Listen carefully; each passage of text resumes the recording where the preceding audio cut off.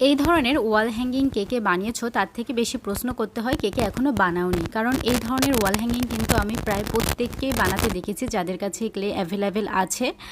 আর এই ধরনের ওয়াল হ্যাঙ্গিংগুলো দেখতে খুবই সুন্দর লাগে, যদিও প্রথম আমি বানাতে চাইনি আসলে, কারণ এটা অনেক কমন হয়ে গিয়েছিল আর কমন জিনিস আসলে আমার তেমন একটা বানাতে ইচ্ছা করে না। তারপরেও বানালাম কারণ জিনিসটা আসলে অনেক কিউট, যার কারণে না বানিয়ে আসলে থাকা যায় না।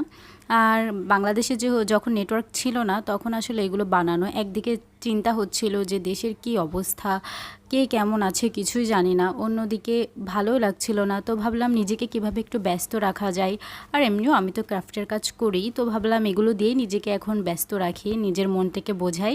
তো যাই হোক, সবাই বাংলাদেশের জন্য দোয়া করো। আর এটা কেমন হলো সবাই কিন্তু কমেন্ট করে অবশ্যই জানাবে, কারণ এটা আসলে বানিয়েছিলাম একটু কষ্ট ভরা মন নিয়ে, যদিও জিনিসটা দেখতে অনেক কিউট হয়েছে। সবাইকে ধন্যবাদ।